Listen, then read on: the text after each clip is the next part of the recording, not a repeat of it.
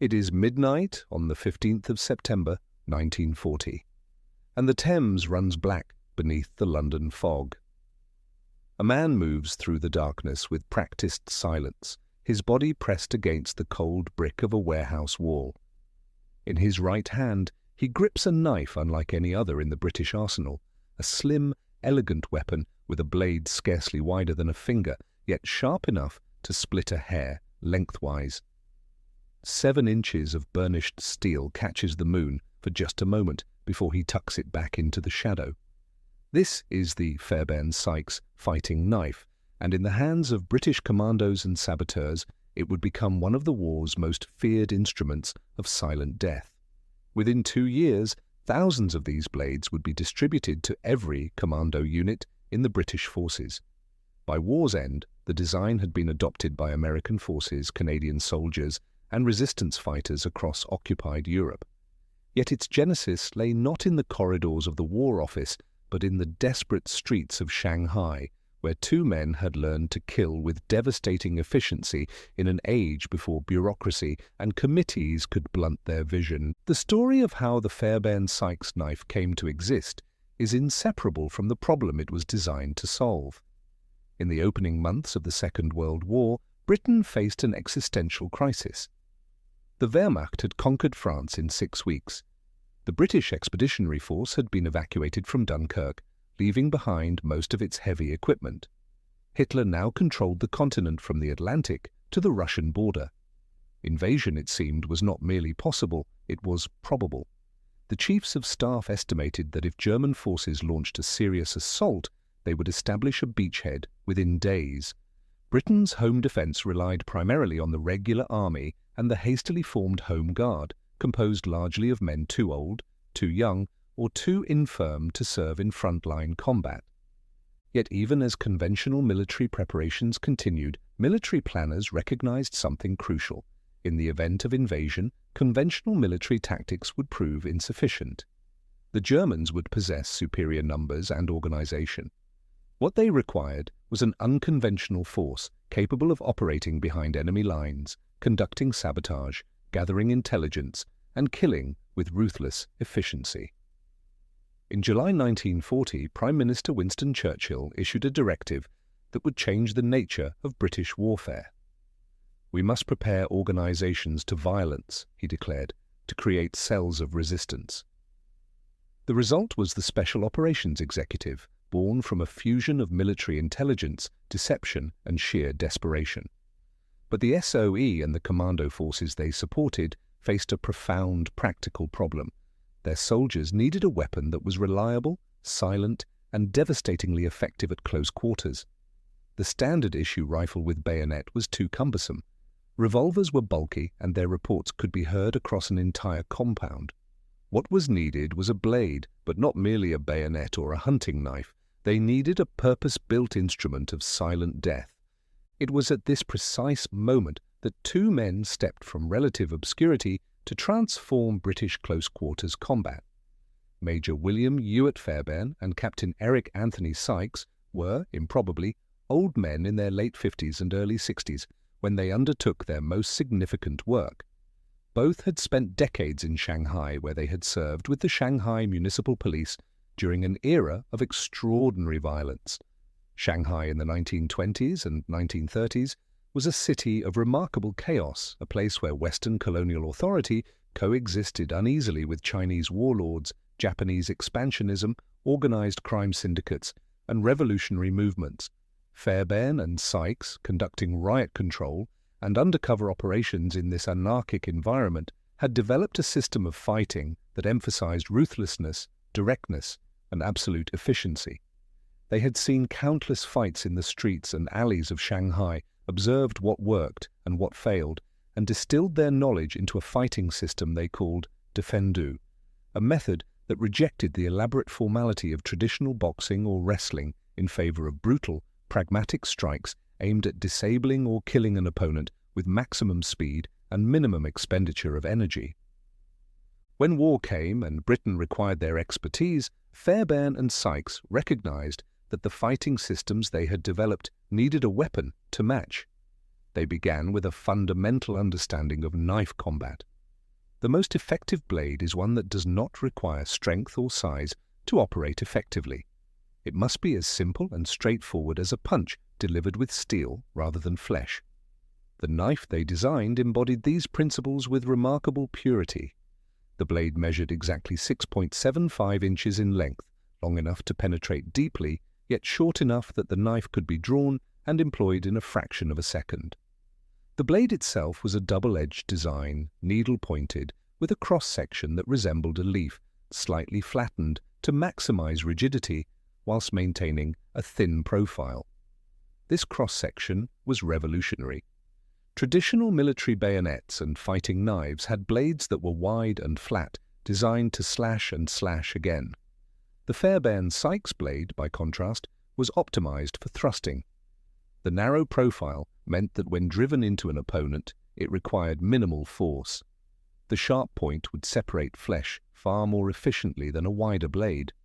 The edges themselves were honed to a degree that modern manufacturing standards would struggle to maintain. A properly sharpened Fairbairn-Sykes blade could split a hair lengthwise, quite literally, and contemporary accounts suggest that many possessed an edge that could shave as cleanly as a surgical razor. The handle was equally revolutionary. Rather than the heavy brass crossguard and wrapped grip of a traditional military knife, the Fairbairn-Sykes featured a streamlined grip of leather-wrapped steel with a flared and polished brass knuckle guard that served multiple purposes.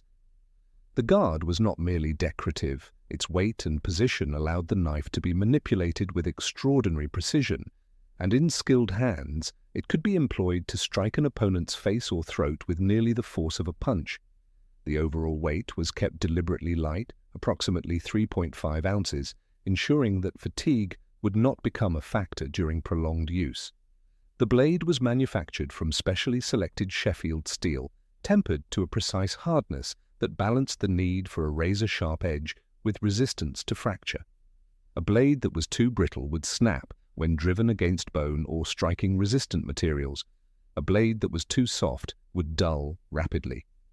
The tempering process was a closely guarded secret, passed from craftsman to craftsman at the manufacturing facilities in Sheffield. Production of the Fairbairn-Sykes knife began in 1941, and by the end of that year, thousands had been manufactured and distributed to commando units, the SOE, and selected military formations. The exact production figures remain classified in certain respects, though estimates suggest that between 250,000 and 500,000 were produced during the war years, though these figures come with significant caveats, as official records were sometimes contradictory, and production involved multiple manufacturers, some of whom worked under contract to military specifications without maintaining consistent documentation.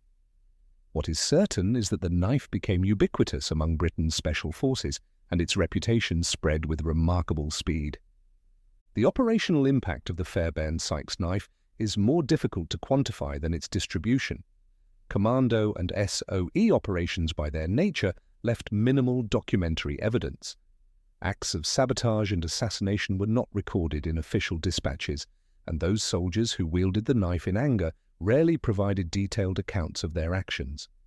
What we know comes from training reports, memoir accounts, and the occasional historical record of specific operations. During the raid on Saint-Nazaire on 28 March 1942, British Commandos employed the knife to neutralize German sentries with silent efficiency. The operation itself was one of the largest commando raids of the war, involving nearly 250 men tasked with destroying the lock gates of the Saint-Nazaire dock facility, the only dry dock on the French Atlantic coast capable of servicing the German battleship Tirpitz. The commando force, under the command of Colonel John Durnford Slater, encountered numerous German sentries and guard positions. Accounts from survivors suggest that the Fairbairn-Sykes knife played a critical role in eliminating sentries before alarms could be raised. One commando officer later wrote that the knife did its work in silence, allowing us to proceed further into the facility before the Germans realized we were there. Whilst such accounts cannot be verified in detail, they are consistent with the weapon's design and the tactical doctrine that had been developed around its use. If you are finding this fascinating, a quick subscribe helps more than you know and allows us to continue producing documentaries about these remarkable implements of war. The Fairbairn-Sykes knife saw action across every theatre of the Second World War. In North Africa, SOE operatives used it during operations against Italian and German targets. In the Mediterranean, it became a standard weapon for raids on German-occupied islands and coastal facilities. In Southeast Asia, British Commandos fighting the Japanese carried it into the jungle, where its silent lethality proved invaluable in an environment where noise discipline was paramount. In Burma, accounts from soldiers suggest that Japanese forces came to fear the knife with particular intensity, perhaps because its use represented a form of combat that violated their own military conventions, which prescribed the use of the longer katana or spear. The knife's psychological impact, particularly on enemy forces, may have exceeded its actual material impact. German intelligence reports captured after the war demonstrate that they understood the Fairbairn-Sykes knife's capabilities and distributed information about it to frontline units as a matter of security concern. This itself is remarkable. A simple weapon, less than 7 inches in blade length, was considered significant enough to merit inclusion in German force protection briefings. In comparison with other knife designs employed during the war, the Fairbairn-Sykes possessed distinct advantages. The American forces, initially equipped with the M3 trench knife, a chunky, heavy design weighing approximately 11 ounces with a much wider blade, eventually adopted the Fairbairn-Sykes design as their preferred close-quarters weapon. The American version, produced under license, was nearly identical to the British original, though slightly heavier and with minor variations in the guard design to suit American manufacturing capabilities.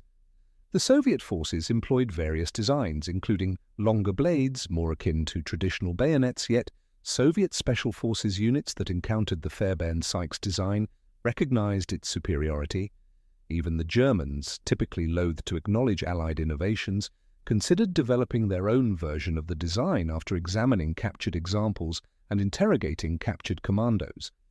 The German military was, characteristically, slow to move, and by the time prototypes were being tested in 1944, the strategic situation had deteriorated to such an extent that mass production was impossible. The German version, had it been produced in significant numbers, might have represented a genuine threat. German knife designs tended toward robust construction and strength of materials, and German manufacturing capabilities remained formidable even in the war's later stages. However, the Fairbairn-Sykes represented not merely a superior manufacturing capability, but a superior concept, one born not from committees and bureaucratic specifications, but from the practical experience of men who had spent decades observing what actually worked in combat situations. This distinction proved decisive.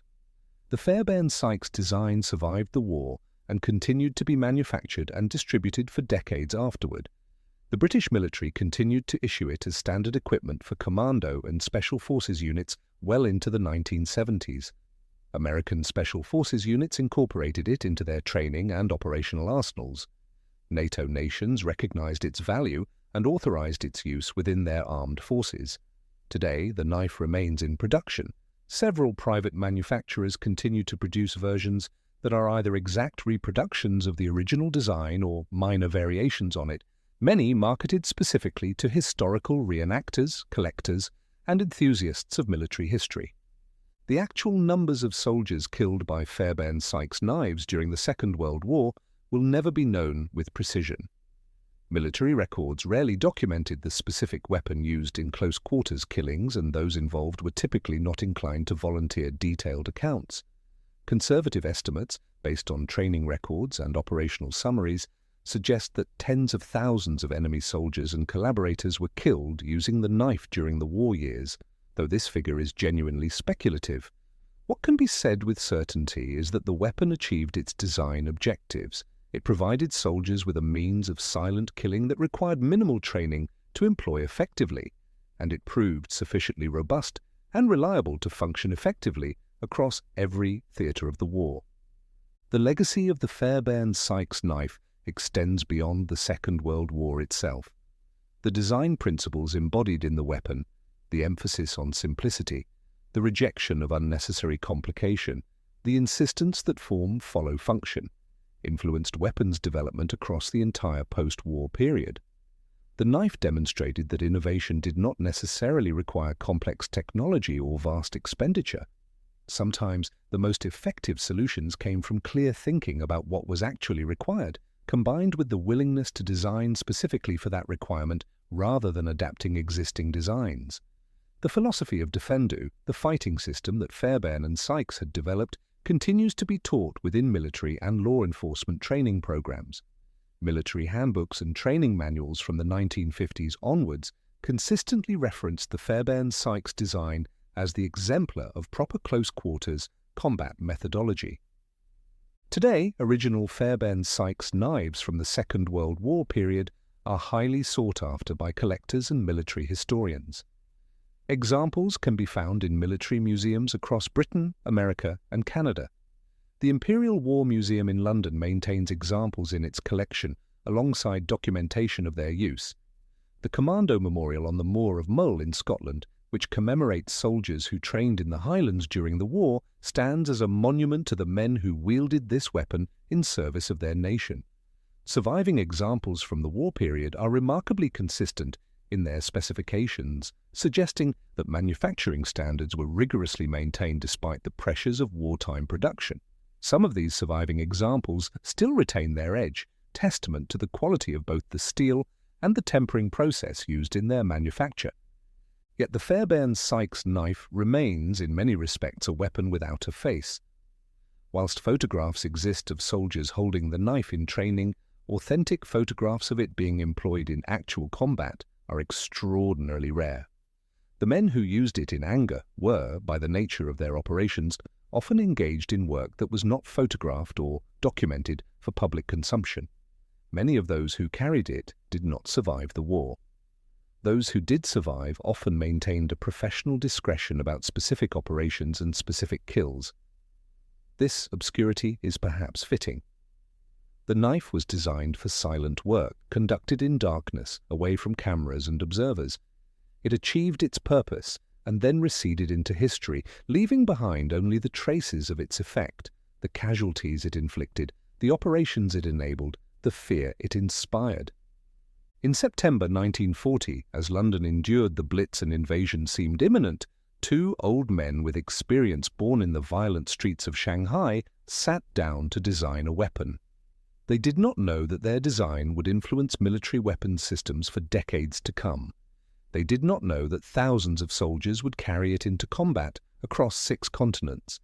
They knew only that Britain faced an existential threat, that unconventional warfare would be necessary, and that the weapon in the hands of a trained soldier could make the difference between success and failure, between life and death. The Fairbairn-Sykes knife, 7 inches of steel, barely heavier than a pencil, became the instrument through which they translated that knowledge into practical effect. It stands as testimony to the principle that the most effective innovations often emerge not from vast bureaucratic structures, but from clear-eyed observation of what works, combined with the courage to build it.